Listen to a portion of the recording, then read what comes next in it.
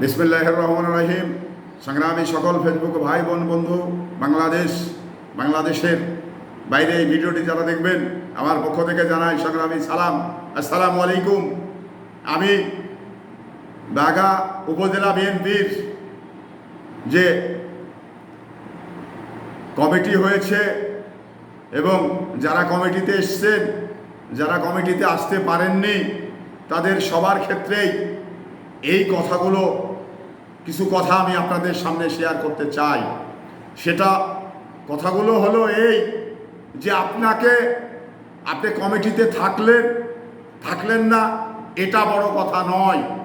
সবচেয়ে বড় কথা হলো কেন্দ্র ঘোষিত কর্মসূচিগুলো আপনাদের পালন করতে হবে। এবার আপনাদের ভিতরে গ্রুপ থাকতে পারে, গ্রুপ করেন, তাতে কোনো সমস্যা নেই। কিন্তু আপনি যে গ্রুপেরই লোক হন না কেন, যে গ্রুপেরই সৈনিক হন না কেন, কিন্তু আপনার মূল হলো শহীদ প্রেসিডেন্ট জিয়াউর রহমান, তার উত্তরসূরি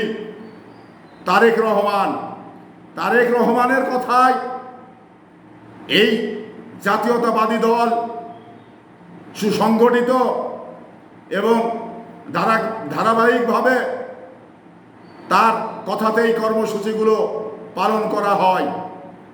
তো সেই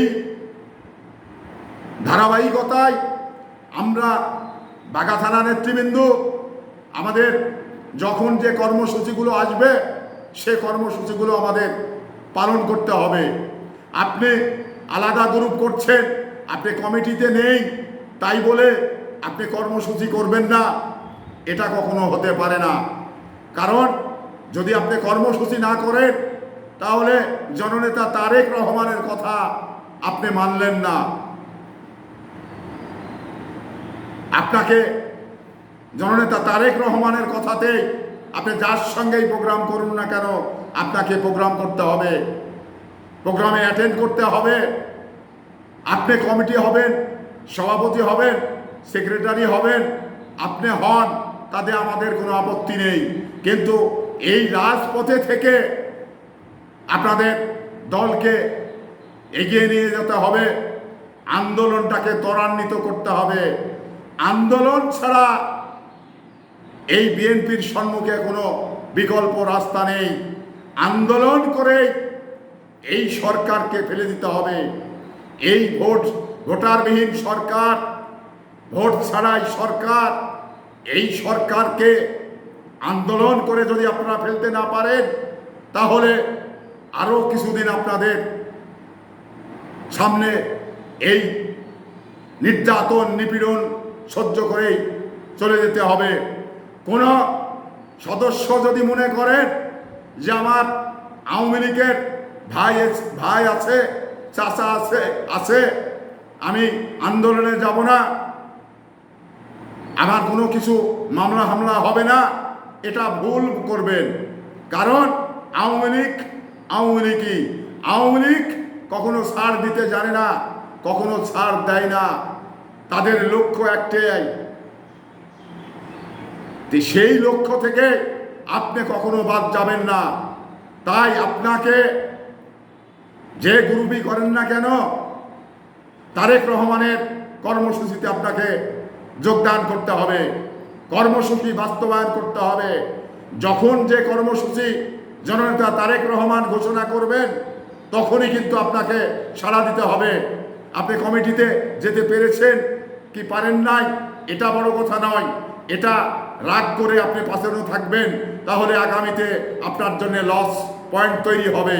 তো লস পয়েন্ট যখন তৈরি হবে, তখন কিন্তু আপনি আর সম্মুখে আগাতে পারবেন না। তাই সম্মুখে আগাতে হলে আপনি যে গ্রুপের সঙ্গেই আগান না কেন, আপনাকে আগাতে হবে।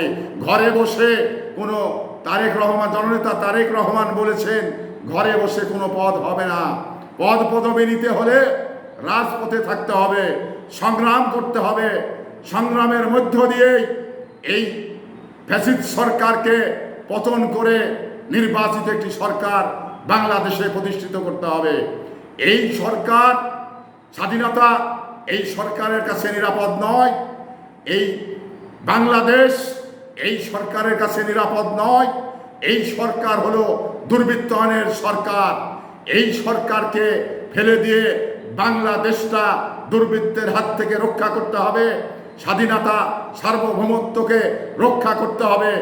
এই জাতীয়তাবাদী দলের সম্মুখে চ্যালেঞ্জ, এই চ্যালেঞ্জগুলো ফেস করেই জাতীয়তাবাদী দল এবং সকল নেতা কর্মী সম্মুখে এগিয়ে যেতে হবে। সংগ্রামী উপস্থিতি, এই আশা ব্যক্ত করেই আমি আপনাদের সুস্বাস্থ্য দীর্ঘায়ু কামনা করে বিদায় নিচ্ছি। আসসালামু আলাইকুম ওয়া রাহমাতুল্লাহ।